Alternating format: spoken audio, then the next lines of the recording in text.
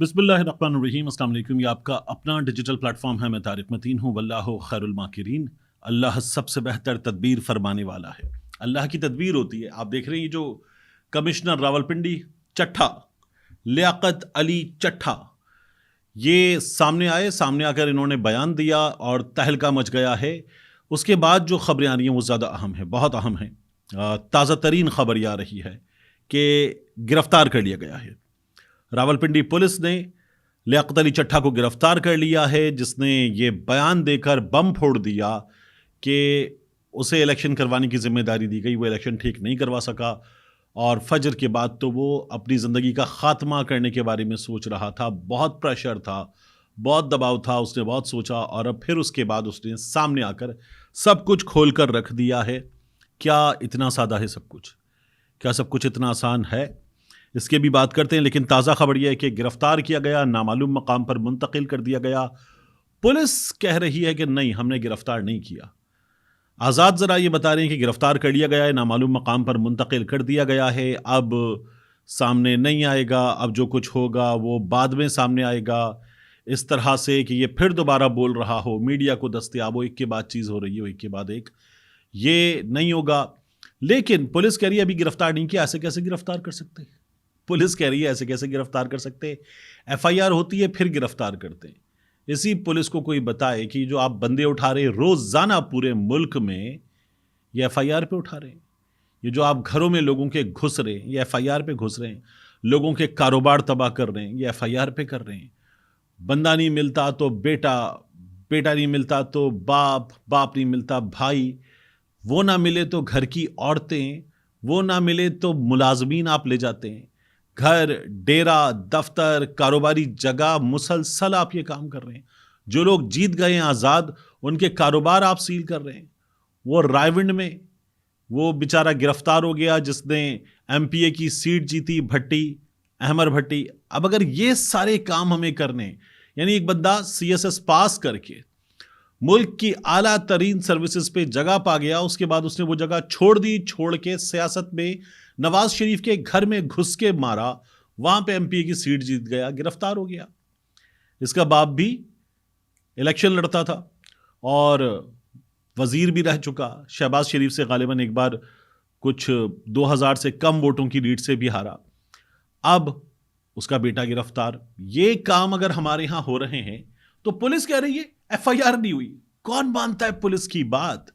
Police वाले जिस तरह की बकवास हमारे सिस्टम में मुसलसल कर रहे हैं, ये कराची में मैं देखता हूं। आज मेरी खुद कुछ पुलिस वालों से अदालत में बात हो रही थी। वो भी बेचारे ये कहते हैं कि हमारे लोग बाकी सब शर्मिंदा है, हो क्या रहा है, अहकामात आते हैं, अमल करते हैं। अब खुर्रम शेर, मुझे खुद पुलिस वालों ने बताया, खुर्रम शेर जमान के घर जाते हैं, वो कहते हैं वहाँ से उनकी फैमिली, औरतें ऊपर से वीडियो बनाती हैं, कहती हैं लाओ वारंट दिखाओ, अदाई ना थींदो। वो ये बताती है, हमें शर्म आती है लेकिन हम करते हैं। इस तरह के हालात में पुलिस ये मजाक करे कि नहीं जी एफआईआर नहीं थी, गिरफ्तार नहीं किया, ऐसे कैसे गिरफ्तार कर सकते हैं? और इस बात को माना जाएगा। हमारे यहाँ लोग इस बात की खबर चला रहे हैं, नहीं जी एफआईआर नहीं थी, गिरफ्तार कैसे कर सकते हैं? तो ये मजाक हो रहा है। लियाकत अली चट्ठा के इस केस में पहले ये देख लीजिए कि ये कह रहे हैं पूरे रावलपिंडी डिवीजन की सीटें, कितनी सीटें गई मैं आपके सामने रख देता हूं। 13 सीटें बनती हैं ये रावलपिंडी डिवीजन की, 13 सीटें। खुद अपने रावलपिंडी की 6 सीटें, चकवाल की 1 सीट, तल्लागंग की 1 सीट, अटक की 2 सीटें, ये मेजर ताहिर सादिक वाला, मरी की 1 सीट, जहलुम की 2 सीटें। 6 और 1 2 8, 2 10, मरी 1 11, जहलुम 2, 13 सीटें। ये 13 सीटें। अब ये तो लियाकत अली चट्ठा ने बताया ना कि ये हमने किया है, हमने जाली मोहरें लगाई हैं, लोगों को हराया और अब भी ये काम हो रहा है रावलपिंडी डिवीजन में। अब भी ये काम हो रहा है, यानी आपने दे दिया। एक जमात है उसके पास फॉर्म 45 है और वो ये बता रही है कि हमारे पास फॉर्म 45 है, सबूत है। दूसरी जमात, जमात इस्लामी कहती है इनका सबूत ठीक है, हमारे पास भी फॉर्म 45 है, यही जीते हैं। और नून लीग कहती है कि नहीं, हम जीते हैं, इनके फॉर्म 45 जाली है। जाली है पीटीआई वालों के, मान लिया एक लम्हे को, जमात वालों की भी जाली है जो टैली भी हो रहे हैं। ये मजाक हो रहा है और इस मजाक में वो मरियम औरंगजेब साहब आ जाती हैं। हमारे फॉर्म 45 पिशावर में नाले से मिले, आपके फॉर्म 45 मतलब फॉर्म 45 आपके कहां से? जो आपको कॉपी मिली है फॉर्म 45 की, जो आपके पोलिंग एजेंट को मिली है, वो आपके नुमाइंदे की है।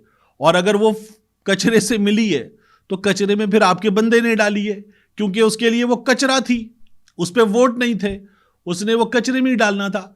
नून लीग का फॉर्म 45 कोई नहीं होता मोहतरमा। फॉर्म 45 पोलिंग एजेंट को मिलता है कि ये ले भाई सबूत ले जा। अब वो सबूत ले गया और उस सबूत में कुछ था नहीं, और अगर उसने कचरे में डाल दिया कि यार ये कचरा ही है, क्या रखा है इसमें, तो वो आपको कचरे से मिल रहा है। नून लीग का फॉर्म 45 कोई नहीं होता, जो हमें मरियम औरंगजेब साहिबा और अता तारड़ बता रहे हैं। जुमले सुने इन लोगों के, इंटरनेशनल मीडिया की मुदाखलत बर्दाश्त नहीं करेंगे। कमाल देखें इन लोगों का, इंटरनेशनल मीडिया की हम मुदाखलत बर्दाश्त नहीं करेंगे। अब आप देखिए ना कि हो क्या रहा है इस वक्त। ये जो कमिश्नर है, ये कमिश्नर सामने आया और इस कमिश्नर ने एक बयान दिया, 3 कुर्सियां रखी, सामने बैठा और बैठकर पूरा बयान दिया। वो खुदकुशी वाली बात की, सब कुछ बता दिया, कितना प्रेशर है ये भी बता दिया। और फिर उसने क्या कहा? उसने ये कहा कि मुझे जिम्मेदारी मिली थी, मैं नहीं अंजाम दे सका। और उसने कहा इसमें जाली मोहरें लगाने के काम में जो हमने लगाई हैं, इस काम में चीफ इलेक्शन कमिश्नर भी शामिल है, सिकंदर सुल्तान राजा, इस काम में चीफ जस्टिस भी शामिल है, ये उसने कह दिया। तो अब बंदा इससे आगे कहां जाएगा? यानी इससे आगे क्या रह जाता है? उसने अब नाम नहीं लिया कि ये chief justice mister justice Aamir Farooq की बात कर रहा है, या ये चीफ जस्टिस कह रहा है तो चीफ जस्टिस मिस्टर जस्टिस काजी फाइज ईसा की बात कर रहा है। किसकी बात कर रहा है ये उसने नहीं बताया। लेकिन हमने देखा क्या? हमने ये देखा कि अदालत ने कहा था ये वाले आरोज मत लो। लाहौर हाई कोर्ट ने इलेक्शन रोकने की बात नहीं की थी, लेकिन ले लिए गए वो आरोज। और वो आरोज लेने के बाद काजी फाइज ईसा साहब ने कहा ये तो इलेक्शन पे हमले जैसी कोशिश है, और उन्होंने कहा यही रहेंगे। और फिर उन्होंने जो इलेक्शन करवाए, सबसे पहले जब फॉर्म बांट रहे तो वहां पुलिस फॉर्म छीन रही है और आरओ मुंह देख रहा है। फिर वो फॉर्म जमा करवाने आते हैं, पुलिस फॉर्म छीन रही है, आरओ मुंह देख रहा है। पुलिस वहां से बंदे उठा रही है, आरओ मुंह देख रहा है। फिर वो सेकेंडर प्रपोजल लेकर आ रहे, सलमान अकरम राजा जैसा बंदा लेकर आ रहा है, आरओ मुंह देख रहा है। वहां पर ही सब कुछ हो रहा है, मुसलसल हो रहा है, और ये कमालात जारी है, कोई पूछने वाला नहीं है। और जब ये सब कुछ हो रहा है, अदालतों के सामने जा रहा है, तो अदालतें कुछ नहीं कर रही हैं।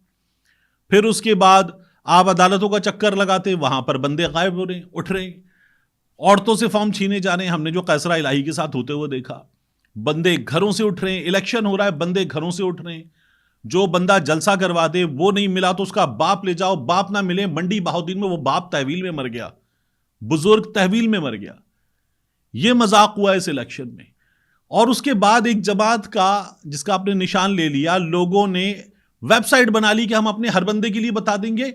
इस मुल्क के सिस्टम ने वो वेबसाइट बंद कर दी। ये मजाक हुआ है। मैंने इन तमाम मराहिल पर किसी जगह पर अदालत को परेशानी नहीं देखा। यानी अदालत कहती यार ये कैसा मजाक है, ये इंसाफ नहीं हो रहा, हमने बल्ला ले लिया था तो उसके बाद इनको इलेक्शन तो लड़ने दो। इनको कोई जलसी, कोई कॉर्नर मीटिंग, कोई जलसा, 4 बंदे जमा करने की जगह, इनका कैंप लगाने की जगह, इनका दफ्तर खोलने की जगह, कुछ तो करने दो। अदालत बोली ही नहीं। वो आलिया हमजा जेल में बैठी हुई है, उसकी बच्ची, उसका कैंसर पेशेंट बाप, वो लोग इलेक्शन लड़ रहे हैं, वो दफ्तर खोलेंगे, पुलिस आ जाएगी, बंदा उठा के ले जाएगी। मैंने अदालत को परेशानी नहीं देखा। यास्मीन राशिद साहिबा जेल में बैठी हुई इलेक्शन लड़ रही हैं, उनकी जो लोग कैंपेन चला रहे हैं पुलिस उठा के ले जाती है। मैं अदालत को नहीं देख रहा। गुजरात में धड़ाधड़ बंदे उठ रहे हैं, कारोबार बंद हो रहे हैं, लोगों के घरों से पुलिस आकर उनका सामान उठाकर ले जाती है। मैं परेशानी नहीं देख रहा अदालत को। ऐसा लगता है अदालत को पता है कि ये होना है और ये ठीक है जो हो रहा है, हम इत्मीनान से देख रहे हैं। और अब जब ये लियाकत अली चट्ठा बोल पड़ा है तो हुआ क्या है? लियाकत अली चट्ठा बोला है और इसके बोलने के बाद नून लीग वाले, वो इस लियाकत अली चट्ठा के बारे में, हसन अयूब ने कहा कि ये जनरल फैज का करीबी आदमी है, तो नून लीग वाले उसको रीपोस्ट कर रहे हैं, कह रहे हैं हाँ ये जनरल फैज का करीबी आदमी है। उसी के बारे में लोग ये भी तो कह रहे हैं कि शहबाज शरीफ का करीबी आदमी है, तो अब बोलोगे शहबाज शरीफ का करीबी आदमी है। और यह आदमी जो बोला है आज, मैं इसकी बात को कैसे मान लूं कि यह बिल्कुल ठीक कह रहा है? मुझे इस पर भी शक है, इसलिए कि इसने ये कहा कि काजी फायज ईसा या आमिर फारूक या फिर इनके साथ इन दोनों से एक पे या है, और सिकंदर सुल्तान राजा ये मुलव्वस हैं, तो इनके अलावा कोई और मुलव्वस नहीं है। तो इसने क्या सिर्फ इधर तवज्जो बांट दी है? इसको भी देखना होगा। और साथ में हमें एक और चीज देखनी होगी, ये शख्स जो ये कह गया है, इसके बाद ये बाकी ठीक है, जमीर जाग गया, बंदा बोल गया, भूल जाओ, अब ये तो अच्छा आदमी है, इससे आगे मत पूछो। अब इसको लेकर जाओ, तफ्तीश करो, तहकीक करो, इसका फोन लो, इसके बाकी राब्तों की चीजें लो, इसके घर के आसपास की सीसीटीवी फुटेज लो, इसके घर की सीसीटीवी फुटेज लो, इसके दफ्तर की सीसीटीवी फुटेज लो, और देखो कौन कौन से लोग थे जिनसे ये राब्ते में था।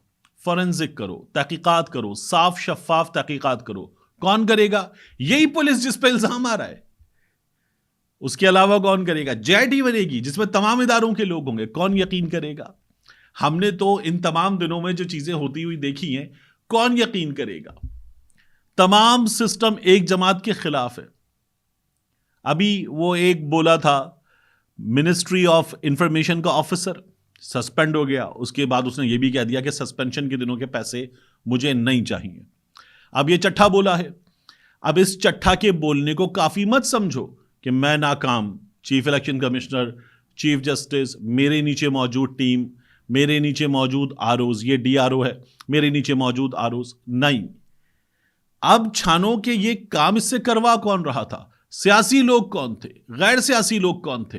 क्या ये ऐसे ही सब साफ हो जाएगा, स्लेट यहां तक साफ हो जाएगी? नहीं, इससे आगे देखना पड़ेगा। उसूल यह है कि ये मान गया, जितना मान गया उतने का तो ये खुद कल्प्रिट है। अब अगर ये वादा मुआफ गवाह बन रहा है और अपने जमीर की बात कर रहा है, तो फिर इससे बाकी नाम निकलवाओ। कौन सियासी आदमी था, कौन गैर सियासी आदमी था, क्या कर रहा था, क्या प्रेशर डाल रहा था, कितने संगीन धमकियां देकर प्रेशर डाल रहा था। गुज़श्ता कुछ अरसे में हमें पता चला ना, लोगों को बताया गया तुम्हारे घर में जवान बेटी है, तुम्हारा ट्रांसफर ऐसी जगह हो जाएगा, लालच दिया गया, इतने पैसे ले लो, ये वाला ओहदा ले लो। ये तमाम चीजें करके लोगों को उकसाया गया, मनवाया गया, काम करवाया गया। तो इसके केस में जो कुछ किया गया वो क्या है, वो भी हमारे सामने आना चाहिए। तो ये चीजें सामने आए। इस वक्त तो हम क्या देख रहे हैं, आमिर मीर आ गया, आमिर मीर आके कह रहा है ये साइको आदमी काम कैसे कर रहा था? तुम काम कैसे कर रहे हो? गैर कानूनी, नाजायज, जायदुल मियाद कुर्सी पर बैठे हो, तुम कैसे काम कर रहे हो? ये मजाक है, और ये मजाक बंद होना चाहिए इस मुल्क के साथ। फॉर्म 45 पाकिस्तान तहरीक इंसाफ के नहीं मानने आपको, पाकिस्तान तहरीक इंसाफ वाले, जमात इस्लामी वाले लीजिए, लब्बैक वाले लीजिए, टैली कीजिए और नताइज दीजिए। पाकिस्तान तहरीक इंसाफ ने जो जीता है वो पाकिस्तान तहरीक इंसाफ को दीजिए, जो मुस्लिम लीग नून ने जीता है वो मुस्लिम लीग नून को दीजिए। इस मुल्क में एक नया राग शुरू हो गया, let's move forward, let's move forward. आप फैसला करें, ये कौन सा मजाक है कि चलो हो गई चोरी भूल जाओ। फैसला करें, खत्म करें, उसके बगैर ये मुल्क, ये सिस्टम आगे नहीं बढ़ सकता। मिलते हैं इंशाल्लाह आपसे अगली वीडियो में।